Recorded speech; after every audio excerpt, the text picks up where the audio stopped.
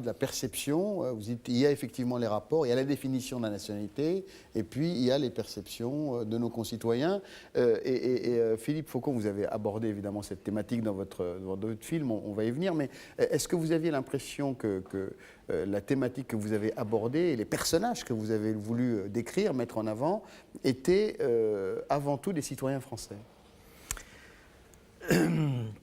Sans doute qu'il y a quelque chose qui pêche de ce côté-là. C'est-à-dire que ce qui se passe dans leur trajectoire, c'est qu'ils ont à un moment le sentiment de ne pas faire partie de la société française. Ils ont le sentiment que quelque chose... Mais ce n'est pas dès le début, en fait. C'est progressif. On a l'impression que...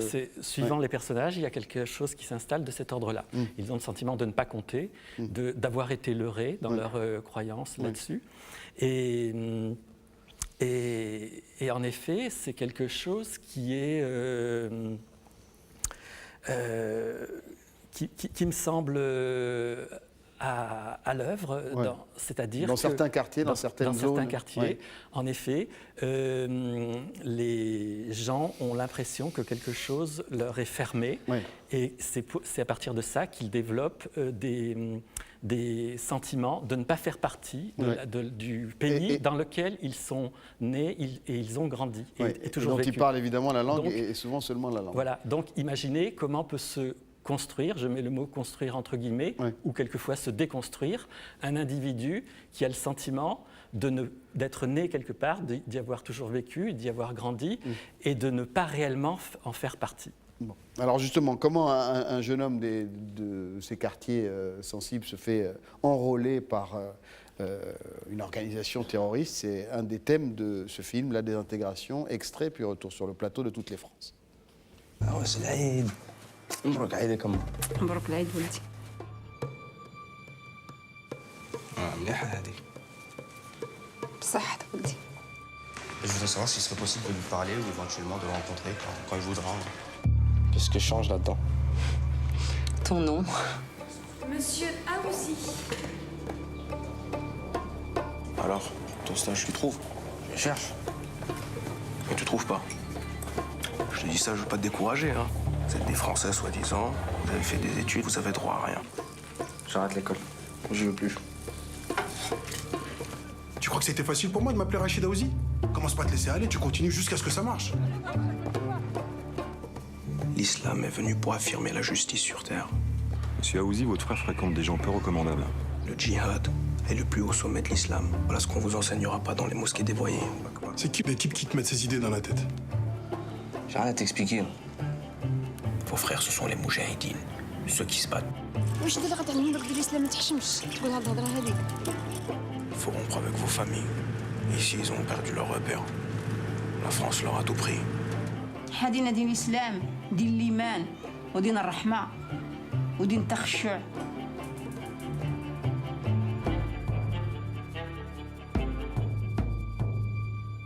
À partir de maintenant, vous n'êtes plus des Français. Philippe Faucon, alors le cheminement, à quel moment vous avez l'impression que le sentiment d'appartenance n'est plus exprimé, n'est plus à partir du moment où on a le sentiment que c'est un leurre, qu'il y a un moment dans le film où le personnage qui approche un de ces jeunes leur dit tout ça c'est du vent, liberté, égalité, fraternité, il faut entendre liberté, égalité, fraternité entre blancs. Donc, à partir du moment où on a ce sentiment-là, que effectivement c'est du vent, eh bien effectivement... Mais en même temps, on a l'impression qu'ils n'ont pas toutes les clés, ces personnages, que le personnage principal qui se voit enrôlé, qui se voit influencé, n'a pas forcément pris tout le temps. Il y a une formation, il envoie des CV, il ne reçoit pas de réponse positive, il se dit finalement c'est aussi à cause de ma couleur, de mon nom, mais son frère lui dit il aurait fallu peut-être continuer. Il a l'impression que les choses sont pipées, sont faussées, qu'effectivement il y a quelque chose qu'il n'arrivera devant lui, qui lui est fermé, qu'il n'arrivera pas à renverser. Bon, c'est pas un sentiment homogène et général. Ouais. Et effectivement, il y a aussi des gens qui arrivent quelquefois à renverser ce mur, mais dans le cas de ce personnage et de cette histoire, le moment où il va être réceptif justement à ce discours d'endoctrinement qui l'approche, c'est un moment où il a l'impression que, en effet, tout ce qui lui est dit sont des vérités qui correspondent à la réalité de ce qu'il vit. Ouais.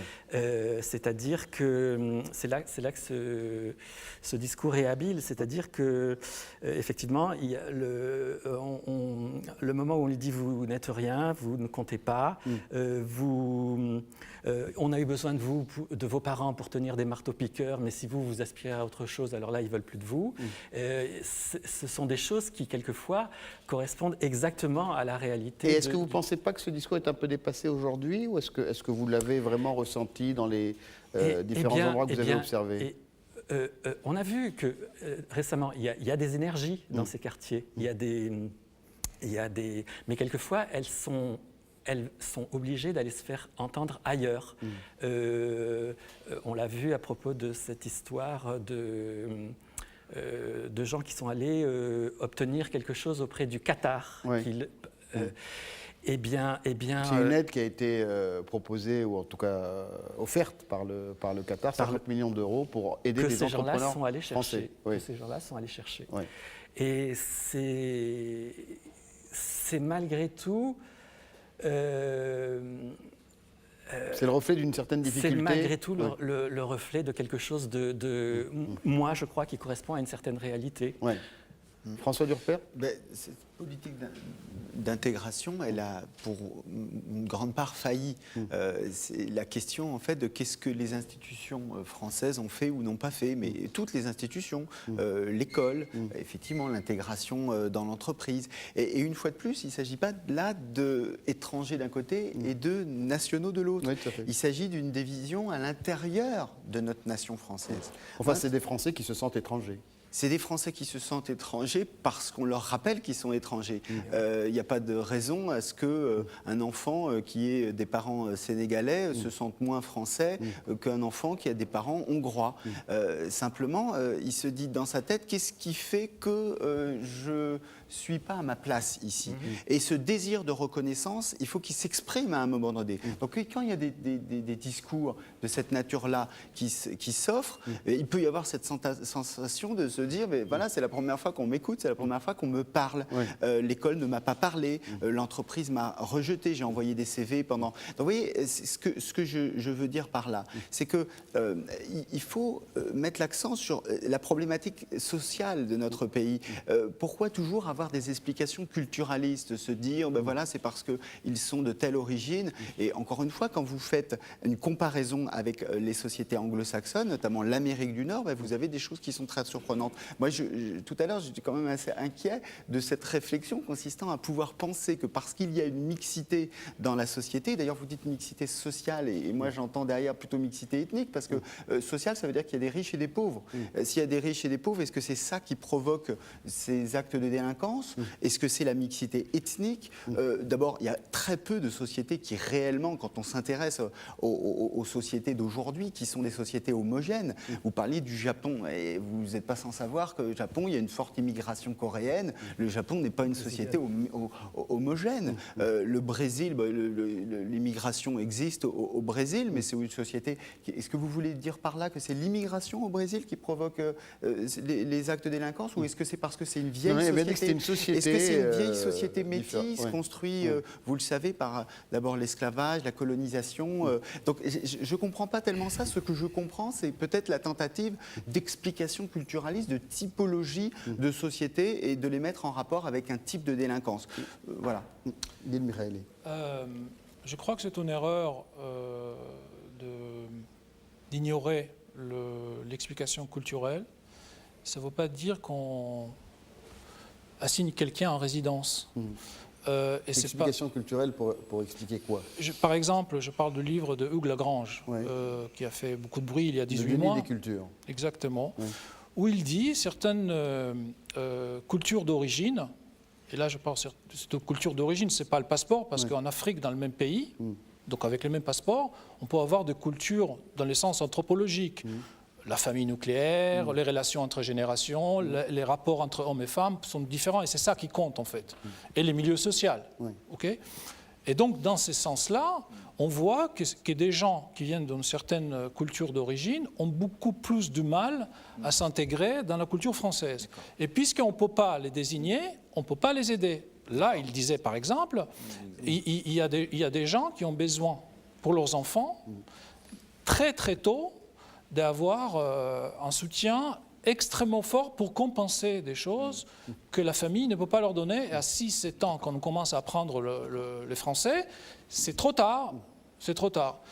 Et je dirais juste autre chose, pour le côté, ce qu'on appelle social, mais en fait économique, on a un énorme problème en France, énorme problème, c'est la disparition des petits boulots.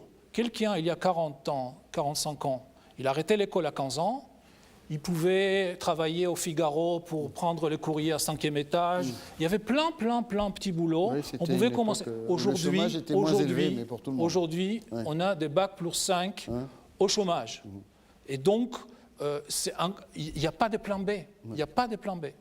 Et dernière chose, pardon, c'est quand même important de dire, l'immigration, c'est une tragédie. C'est une déchirure, c'est un déclassement des adultes qui parient sur l'avenir de leurs enfants.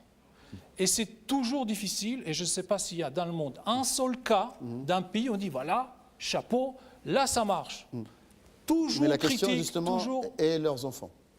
C'est toujours un pari, c'est le déclassement des parents, l'humiliation, c'est à 30 ans de ne pas pouvoir remplir un papier administratif. Mais avec le rêve, je suis dans la caricature, que les fils seront médecins. D'accord. Xavier Hofer, et puis je vous donne la parole. J'ai deux raisons d'être en profond désaccord avec les analyses qui ont été faites et qui sous-tendent ce film, et une partie des analyses de M. Durper, qui visent d'ailleurs toujours à culpabiliser les mêmes, c'est-à-dire les Français. Non, je ne parle que des Français, là. Oui, quand je parle de Français, vous non, imaginez... Mais culpabiliser le pays d'accueil. Le culpabiliser le pays d'accueil, J'ai parlé la d'institution, France. je culpabilise personne. Je suis professeur. Et donc quand je dis que l'école a failli, je ne culpabilise pas des individus, je me culpabiliserai moi-même. Je m'interroge sur les politiques d'intégration. Voilà. Mais les politiques, elles ne sont pas dans le ciel, elles sont soutenues par... Je me dis, est-ce que l'école a suffisamment francisé, par exemple? Est-ce qu'on apprend l'école de France? Mais attendez, il faut être deux.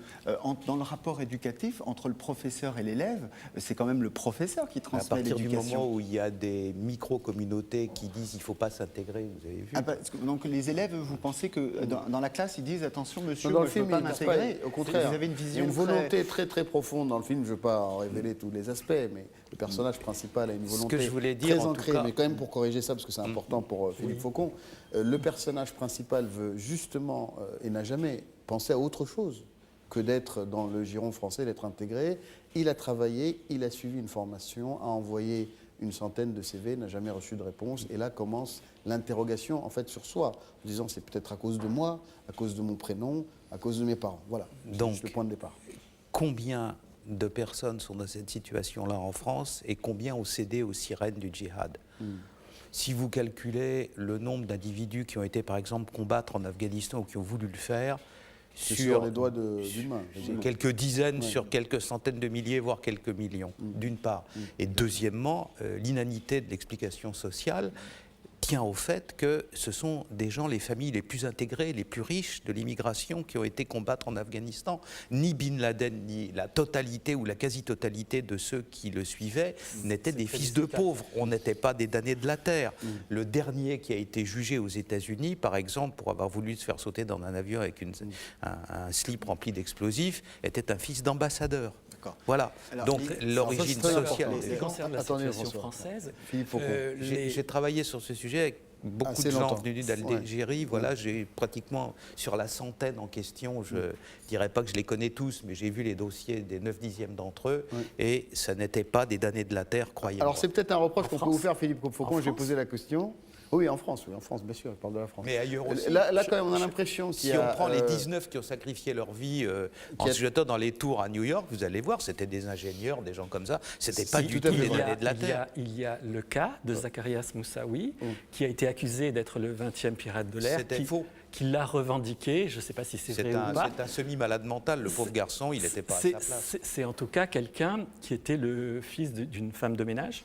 Non, mais lui, il n'était pas parmi les 20, en tout cas. Bon, voilà. Non, mais Philippe, c'est peut-être un reproche qu'on pourrait vous faire, c'est-à-dire que vous avez un scénario qui montre ce personnage, ces 3 personnages qui vont se faire enrôler, se faire convaincre par un extrémiste intégriste, et on se demande si ça peut être le cas, et est-ce que ça peut être présenté comme un modèle de manipulation. Est-ce que les jeunes sont si... je veux dire, bête de se faire manipuler par un gars qui assène ses vérités. Et puis, il y a aussi des choses, pardonnez-moi, mais c'est important, il y a aussi des choses qu'on ne voit pas, parce qu'elles ne sont pas visibles et qu'elles ne sont pas dites. Parmi les gens qui ont cédé aux sirènes du djihad, combien étaient issus de familles de harkis je peux répondre. Et qui essayaient de trouver une solution à une espèce de rejet intérieur et n'avaient rien à voir avec l'Algérie. Ce ne sont plus des nantis et des privilégiés. S'agissant de fils de harkis. Sur des citoyens français. Alors, oui, le fait que ce soit effectivement quelque chose qui concerne quelques dizaines d'individus, je suis tout à fait d'accord, c'est extrêmement de cet ordre-là. Ça n'est pas parce que c'est de cet ordre-là que ça n'est pas à pointer. Oui, dans les années 70, Action Directe, c'est une dizaine de personnes. Les RAF, c'est quelques dizaines de personnes. Au début du siècle, la bande à Bono, Ravachol, etc., c'est une dizaine de personnes. En même temps, ces affaires-là exprime quelque chose de l'époque, aussi bien au niveau des années 70 qu'au début du siècle, c'est-à-dire en effet l'expression d'une violence comme ça qui va répondre, d'une violence qui est complètement barbare, je suis tout à fait d'accord, mais qui va répondre qui va être une réponse, une forme de réponse à une autre violence d'ordre social, sociétal. Et ça dit quelque chose de ces moments-là, il me semble. Vous refusez une place à l'usine et vous avez le droit de poser des bombes, c'est ça. Je ne dis pas ça, je dis que ça raconte quelque chose de l'époque. Je ne dis pas que ça le justifie, plus que l'histoire absolument de pas. Absolument pas. Je dis que ça raconte quelque chose de l'époque et que voilà, il faut peut-être... Oui, ça reste une fiction. Ça reste une fiction de toute façon et qu'il faut s'interroger là-dessus. En ce qui concerne la façon dont le personnage est approché, vous me dites... Eh bien, en effet, c'est l'histoire de tous ces jeunes gens. Et à un moment, ils ont été réceptifs à un discours, en effet, qui est un discours complètement... Très identitaire, finalement. Très identitaire, de désignation de l'autre comme mauvais, responsable, etc. Pourquoi l'ont-ils été ? Parce que ils avaient le sentiment que c'était déjà une proposition de révolte contre un ordre établi, de combat, etc. À cet âge-là, ça peut être en effet très, très séducteur. Et puis comme je le disais tout à l'heure, dans le fond de ce qui leur était dit, il y avait une part de choses qui étaient pour eux des vérités qui correspondaient à Mais alors, est-ce que c'était sous-jacent, cette envie de retour à des cultures qui seraient proches de celles de leurs parents ? Est-ce que c'est... Je ne sais pas. Il y a eu un moment où en effet, par rapport à la désillusion qu'ils ont eue quant à leur place dans la société dans laquelle ils ont été nés, ils se sont repliés de façon rigide. Il invente. Il ne revient pas vers quelque chose qui existait. Ils se sont repliés. Ça n'existait jamais. C'est un fantasme. Oui. Non, mais ce sont des choses qu'ils se sont appropriées dont ils se sont appropriés parce que justement c'était des substituts. Tout ça c'est. D'accord. François Durper. Sans trancher le débat sur qu'est-ce qui tient au social et ce qui tient au culturel, parce qu'on peut quand même être d'accord sur le fait qu'il n'y a pas de déterminisme absolu du social, comme il n'y a pas de déterminisme absolu du culturel. Heureusement que ce sont des gens... François Durper, qu'est-ce qui fait que la perception extérieure dont tu as parlé, Guy Mikhaïlov, est synonyme d'étranger, c'est-à-dire dire finalement nos concitoyens, même quand ils peuvent être français de par la définition juridique et celle des criminologues,